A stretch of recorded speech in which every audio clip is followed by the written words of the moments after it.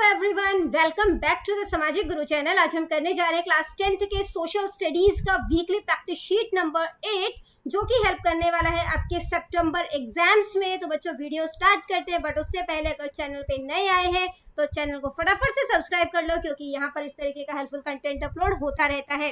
इसके अलावा बच्चों, हम लोगों ने सैंपल पेपर इंग्लिश मीडियम और पंजाबी मीडियम दोनों में ही अपलोड किया हुआ है, जाकर उसे भी जरूर चेकआउट करें। तो चलिए वीडियो स्टार्ट करते हैं। सबसे पहला क्वेश्चन है बेटा, following some important factors of agriculture are given below. तो एग्रीकल्चर के कुछ फैक्टर्स हैं जो दिखाए गए हैं आपको। Analyse them and state which of these factor can be included among agricultural factor. तो आपने बताना है कि किन को जो है, कौन से फैक्टर को जो है इसमें शामिल किया जा सकता है। क्लाइमेटिक कंडीशन को किया जाएगा, डिफरेंट टाइप ऑफ सॉइल्स के लिए, ठीक है। फिर टेरेन जो होता है वो भी जो है वो इसका फैक्टर होता है। इलेक्ट्रिसिटी एंड मार्केटिंग जो है वो नहीं होता। तो आंसर हो जाएगा स्टेटमेंट 1, 2 एंड 3 आर करेक्ट, ठीक है। इसके बाद बेटा अगला क्वेश्चन यहाँ पे देख लेते हैं। कथन 1, 2 और 3 ठीक हन। क्वेश्चन नंबर सेकंड है, Manohar student of our class comes from the state where sugarcane is grown the most. तो जो मनोहर है का, वो जिस स्टेट से आता है वहां पे शुगर केन जो है वो ज्यादा उगाया जाता है। शुगर केन जो है वो मेजर क्रॉप है इंडिया का। शुगर केन से जो है वो गुड़ बनता है, चीनी बनती है, इसके अलावा जो है वो सिरप बनता है। Sugar cane cultivation occurs mostly in the sugarcane belt of the Terai region between the river courses of Yamuna and Brahmaputra in the state of Uttarakhand, Uttar Pradesh, ठीक है। तो बेसिकली यहाँ पर जो है वो शुगर केन बेल्ट में ही जो है, जो इसके कह सकते हो इंडस्ट्री वगैरह है, वो वहीं पे एस्टेब्लिश है। Bihar and Assam state, which state of India does Manohar belong to. तो मनोहर जो है वो कौन से स्टेट से बिलोंग करता है? तो मनोहर बिलोंग करता है उत्तर प्रदेश से, ठीक है। अगला क्वेश्चन है, identify the shaded area in the given map of India and state which crop are mainly cultivated in this area. तो इन एरियाज में जो है वो सबसे ज्यादा जो है वो क्या उगाया जाता है? तो वीट उगाया जाता है, ठीक है। यहाँ पे देख लेते हैं पंजाबी मीडियम वालों के लिए आंसर उत्तर प्रदेश, और इसके बाद ऑप्शन नंबर 3 कनक। इसके बाद बेटा क्वेश्चन नंबर 4 है, the teacher told the students in the class that bye 1998 सब लार्जेस्ट मिल्क प्रोड्यूसिंग कंट्री बन गया है वर्ल्ड में। Prime minister of the country Shri Lal Bahadur Shastri made this person the chairman of the National Dairy Development Board in 1970। तो जिन member की हम बात कर रहे हैं उनको जो है वो चेयरमैन बनाया गया, ठीक है, 1970 में। The tireless work and efforts of this man made it possible. Tell what is the name of the person. तो पर्सन का नाम क्या था? डॉक्टर वर्गीस कुरीन, ठीक है, डॉक्टर वर्गीस कुरीन। इसके बाद बेटा अगला क्वेश्चन जो है वो हमसे पूछा गया है यहाँ पर कि the person shown in this picture contributed to the most to the agriculture of India. He is also known as the father of green revolution, ठीक है। तो पिक्चर जो है वो आइडेंटिफाई करना है किन की है। तो ये पिक्चर है डॉक्टर MS स्वामीनाथन की, ठीक है, डॉक्टर MS स्वामीनाथन। इसके बाद बेटा अगला क्वेश्चन है, Gurjeet wants to cultivate a tea plant in the backyard. तो वो जो है वो चाय के जो है वो पौधे उगाना चाहता है, ठीक है। For which he was asking his father since morning to bring him a tea plant from Ludhiana Kisan Mela. तो जिसके लिए वो अपने पिताजी से सुबह से कह रहा है कि वो लुधियाना किसान मेला से जाकर चाय के पौधे लेकर आए। उनके पिताजी से समझाते हैं T plant can not be grown in the environment of Punjab, कि पंजाब में के इन्वायरमेंट में जो है वो जो टी प्लांट है वो नहीं उग सकता, ठीक है। तो आप बता सकते हैं कि कौन कौन सा इन्वायरमेंटल कंडीशन है जो टी प्लांट के लिए जरूरी है। तो 20 to 30 डिग्री सेल्सियस टेम्परेचर होना चाहिए। इसके अलावा 150 to 250 सेंटीमीटर रेनफॉल भी होनी चाहिए annually. Hot and humid climate होना चाहिए। तो आंसर हो जाएगा ऑल ऑफ द अबव, ठीक है, यानी कि उपरोक्त सारे। इसके बाद बेटा अगला क्वेश्चन है, इंडिया जो है वो डाइवर्सिटी से फुल है, काफी विभिन्नता है इंडिया में। Therefore, the crops grown in a particular region largely depend upon the physical, social and economic factor of the region. तो जिस तरीके की हम फसल उगाते हैं वो फिजिकल, सोशल और इकोनॉमिक फैक्टर के ऊपर डिपेंड करता है, ठीक है। Cropping pattern of India are divided into different month and sowing according to the season.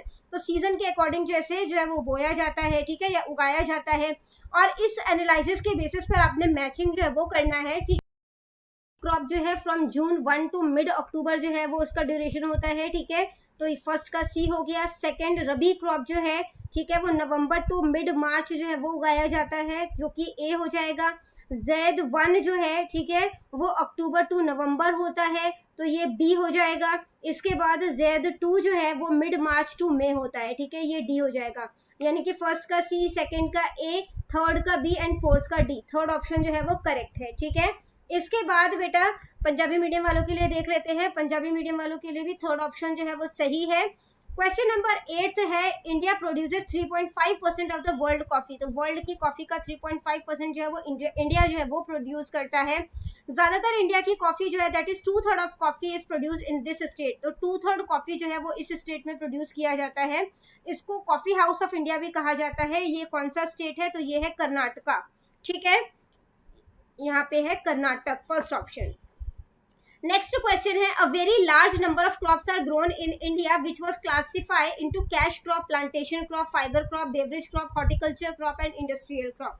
Some of the crops are classified below, identify the correct pair among them. तो कौन सा जो है वो करेक्ट पेयर है वो हमने बताना है। प्लांटेशन क्रॉप, नेचुरल रबर, बनाना, कॉफी, टी। ठीक है, इसके बाद फाइबर क्रॉप जो है वो फ्रूट्स एंड वेजिटेबल्स हो गया, beverage crop T, coffee, tobacco हो गया, food grain crop wheat, rice, coarse grain हो गया। ठीक है, first, third and fourth option जो है वो करेक्ट है। फाइबर क्रॉप जो होता है बेटा वो मतलब कि क्या होता है, जैसे कि कॉटन हो गया, जूट हो गया, फ्लेक्स हो गया। ठीक है, तो वो सारी चीजें आती है इसमें। तो सेकंड ऑप्शन जो है वो करेक्ट है। यहाँ पर सेकंड ऑप्शन यानी कि कथन 1, 3 और 4 जो है वो ठीक है। इसके बाद बेटा क्वेश्चन नंबर 10 जो हमसे पूछा गया है वो है कि identify the shaded area in the given map of India and state which crop is mainly cultivated in this area। तो इस एरिया में कौन सा क्रॉप जो है वो उगाया जाता है? तो यहाँ पे सबसे ज्यादा जो है वो पैडी उगाया जाता है। ठीक है, यानी कि चोना।